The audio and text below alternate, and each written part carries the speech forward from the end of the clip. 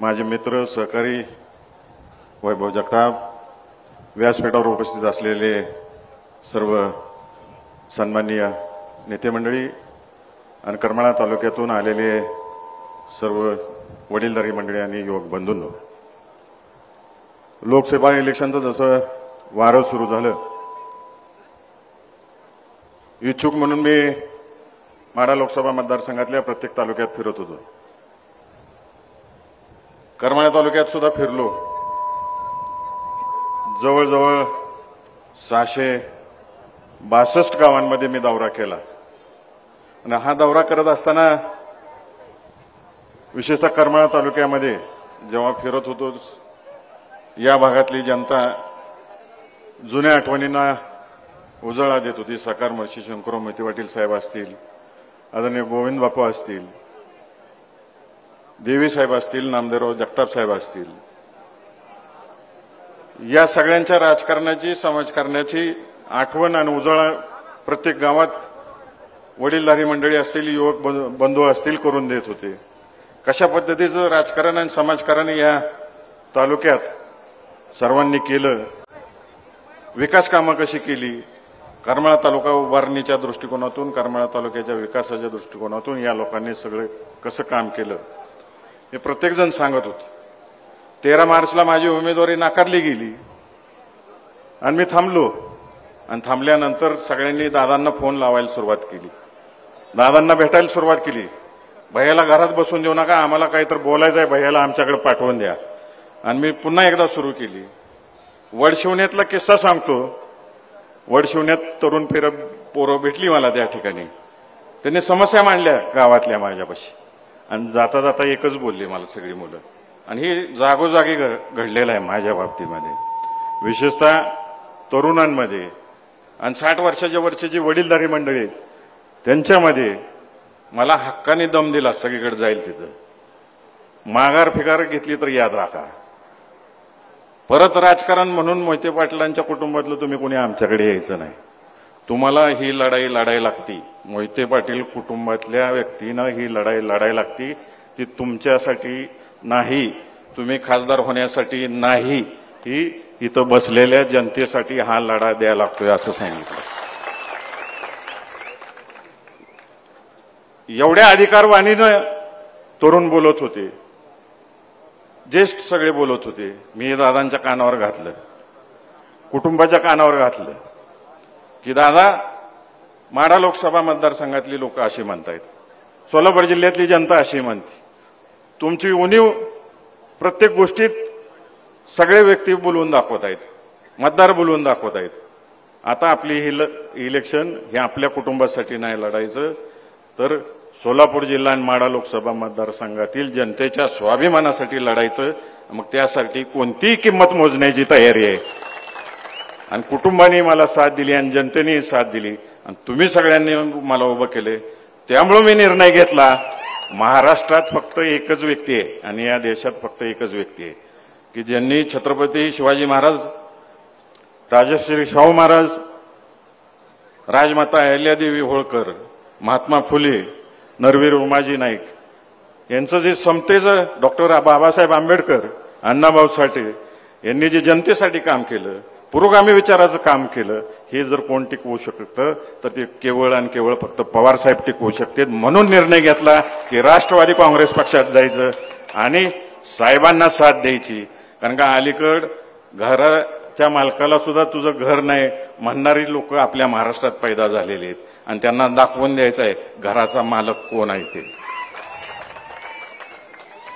अधिक काय बोलणार नाही मी, फक्त साहेबांसमोर मला करमाळा तालुक्यातल्या मागण्या मांडायच्या आहेत. करमाळा तालुक्यामध्ये अनेक सिंचनाचे मुद्दे आहेत साहेब. मांगी तलावाचा कुकडी प्रकल्पामध्ये समावेश झाला पाहिजे. त्याच पद्धतीने रेटेवाडी उपसा सिंचन योजना झाली पाहिजे. पुराचं पाणी जे वाहून जाते ते उपसा करून 40 गावातल्या लोकांना पाणी मिळालं पाहिजे. साहेब, जो रोहितदादांच्या मतदारसंघाला लागून जो भाग आहे करमाळा तालुक्याचा, त्या 40 गावातल्या लोकांनी या ठिकाणी बहिष्कार टाकला इलेक्शनवर. ती सगळी लोक आपल्याला भेटायला आलेत. सभा झाल्यानंतर आपली गाठ या ठिकाणी नारायणाबा आपल्याला घालून देतील. आपण त्यांचं थोडं ऐकून घ्यावं. अत्यंत दुष्काळी परिस्थितीत सगळी ती जनता फिरतीये, त्यांची एकदम वाईट परिस्थिती निर्माण झालेली आहे त्या ठिकाणी. मध्यंतरी मी गेलो होतो पांडेगणामध्ये. पांडेगणामध्ये मला शेतकऱ्यांनी सांगितलं, भैया गेल्या वर्षी कांद्याची उत्पन्न जे आम्हाला मिळालं ते उत्पन्न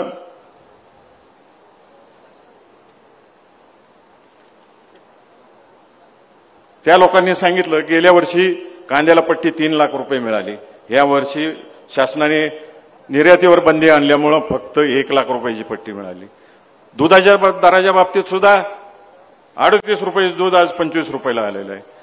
शेतकऱ्याची जाईल तिथं अडचण करायचं काम चाललेलं आहे. तुम्हाला सगळ्यांना आवर्जून सांगायची शेतकऱ्याची अवस्था आज काय आहे. एक छोटा राज्य असते आणि त्या राज्याचा राजा असतो, तो त्याच्या प्रधानाला घेऊन आठवडा बाजारात जातो आणि एक शिळी विकत घेतो, बोकड विकत घेते. ते बोकड घेऊन माघारी राजवाड्यात येते आणि प्रधानाला सांगते की हे बोकडाचं वजन वाढलं नाही पाहिजे, त्याला मात्र दररोज बदाम, पिस्ते, काजू खायला घालायचे. आणि कसल्या परिस्थितीत वजन वाढलं नाही पाहिजे. राजाचा आदेश आहे. प्रधान विचारात पडतो, आता काय करायचं, ह्याचं वजन कसं वाढून द्यायचं नाही. बदाम बी खायला घालायचा, पिस्ता बी खायला घालायचा, काजू बी खायला घालायचा आणि वजन वाढून द्यायचं नाही. मग त्याला एक युक्ती सुचते. त्या राजवाड्यात एक वाघ असतो, वाघाचा पिंजरा असतो, त्या बोकडाला समोर नेऊन बांधून ठेवतो त्या ठिकाणी. महिना, 2 महिने, 3 महिने होते, बोकडाचं काही वजन वाढत नाही. बोकड ते घाबरतं वाघाला. केंद्र शासन असं आहे, ते जीएसटीच्या माध्यमातून, पेट्रोलच्या दरवाढीतून, गॅसच्या दरवाढीतून असा वाघ उभा करून ठेवला आहे की फक्त अदानी अंबानी मोठे झाले पाहिजेत, आमचा शेतकरी हाय असा त्या वाळ्या बोकडासारखा राहिला पाहिजे, अशी परिस्थिती निर्माण करून ठेवलेली. ही परिस्थिती जर सुधारायची असेल तर आपल्याला राज्यभर, देशभर पवार साहेबांना साथ द्यायला लागते. आणि मला खात्री आहे इथं बसलेली जी सगळी स्वाभिमानी जनता आहे ती पवार साहेबांना साथ देणार आहे, मोठ्या प्रमाणावर साथ देणार आहे. रिट्टेवाडी उपसा सिंचन योजना मार्गी लावायचे साहेब. आता एवढे नॅशनल हायवे झालेले आहेत या भागामध्ये, ड्रायपोर्टची आवश्यकता आहे, त्या दृष्टिकोनातून कामकाज करायचं आहे. साहेबांना मला या ठिकाणी आवर्जून सांगायचं आहे की आपल्या राज्यातून 24,000 कंटेनर केळीचे एक्सपोर्ट झालं आणि एकट्या सोलापूर जिल्ह्यातून 14,000 कंटेनर केळीचं एक्सपोर्ट झालेलं आहे. त्यामुळं करमाळा तालुक्यामध्ये केळी संशोधन केंद्र झालं पाहिजे. त्या दृष्टिकोनातून माझा पाठपुरावा राहील. उजनी बॅकवॉटरला पर्यटन निर्माण झालं पाहिजे. टेंभुर्णी करमाळा रस्ता, विद्यमान खासदार 5 वर्ष होते, टेंभुर्णी ते जातेगाव अजूनपर्यंत रस्ता नीट झालेला नाही, नुसती डागडुजी झालेली आहे. परंतु तिथून पुढे रोहितदादांच्या मतदारसंघापासून 6 लेन रोड आहे, त्यासाठी आम्हाला या ठिकाणी काम करायचंय. सीना कोळगाव धरणग्रस्तांच्या लोकांसाठी काम करायचंय.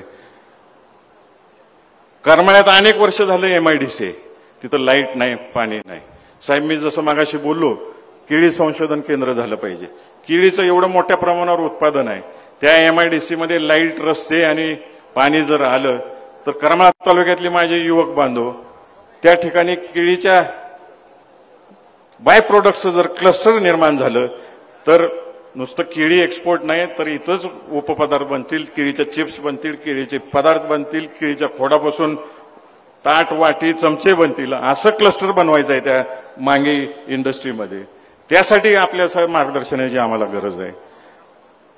आणि अलीकडं आमचा उजनीचा प्रश्न असा झालेला आहे की कोण कारभारीच राहिलेला नाही. कुणाला सांगायला जावं अशी परिस्थिती आहे साहेब. जी ती मालक झालाय, एकदा बोगद्याचा दरवाजा उघड, एकदा कॅनॉलचा दरवाजा उघड, एकदा धरणाचा दरवाजा उघड. आज पूर्ण उजनी रिकामी झाले.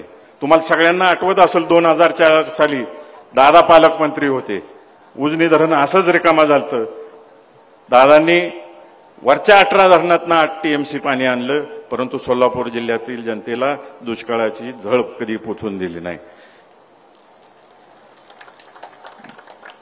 अजून आवर्जून सांगायचं आहे, DPDCत आम्ही ह्या गोष्टी मांडल्या, अनेक पालकमंत्र्यांना गोष्टी मांडल्या की पाण्याची ही परिस्थिती आहे. रणजितदादांनी मांडली, नारायणाबांनी मांडली, मी मांडली, आम्ही एकत्रित मांडली. बघा उजनीच्या पाण्याकडे सगळ्यांनी. पण यांची भूमिका अशी आहे की एक छोटस गाव असते, त्या गावामध्ये एक शेतकरी असतो, तो आपले जनावर शेळ्या गुरं घेऊन डोंगरावरती चरायला जातो आणि चरायला घेऊन गेल्यानंतर तिथं दुसरा सहकारी पण असतो आणि ह्याला तिथं गेल्यावर लक्षात येतं की आपल्या घरच्यांनी काहीतरी काम सांगितले आणि ते करून आलं पाहिजे, परंतु त्या डोंगरावर लांडग्यांची संख्या भरपूर असते. म्हणून तो शेतकरी त्याच्या दुसऱ्या सहकार्याला म्हणतो की बाबा शेळ्या नीट सांभाळ, आणि शेळ्या तू नीट सांभाळ्या तर तुला मी माझ्याकडे एक लंगडी शेळी आहे तुला बक्षीस म्हणून देईन. ती पुढचं नुसतं मान हलवतंय, ती बहिरं असतंय ह्याला माहित नसतंय, ते मान हलवतंय ते आणि गावाकडे येते, आपली कामं उरकते. कामं उरकल्यानंतर पुन्हा माघारी जाते, आपली जनावरं मोजून बघते, जेवढ्याच तेवढी जनावरं असतील. जनावरं जेवढ्याच तेवढे आहेत म्हणल्यावर आता त्याला शब्द दिला आपण पाळला पाहिजे. ती लंगडी शेळी घेते आणि त्याच्याकडे जाते, हे धर बाबा तुझं बक्षीस. त्याला काय ऐकू येत नाही, ते तिकडून पुढून म्हणतं मी काय तुझ्या शेळीचा पाय मोडलेला नाही. हे म्हणतो मी तुला लंगडीच द्यायचं कबूल केलं, तू धडधाकड मला कशाला मागतोय, हा दुसरा बाहेर आहे. एवढं भांडण पेटतं, एकामेकाची गचांडी धरण्यापर्यंत त्यांचा विषय जातो. सगळ्यात शेवटी हे भांडण गावच्या पाटलाकडे जातं.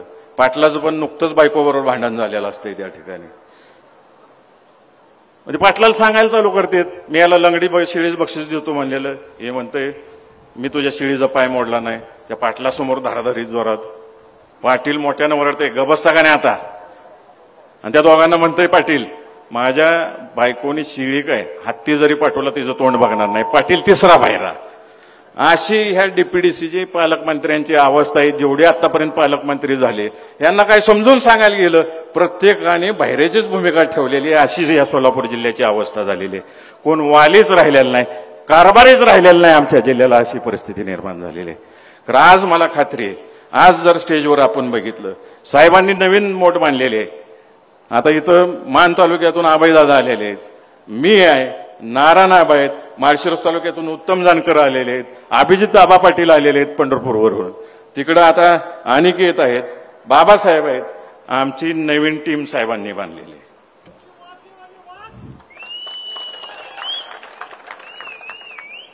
आणि मी नशीब समजतो की साहेबांच्या 84 वर्षाचा अनुभव आमच्या तरुण पिढीला मिळणार आहे.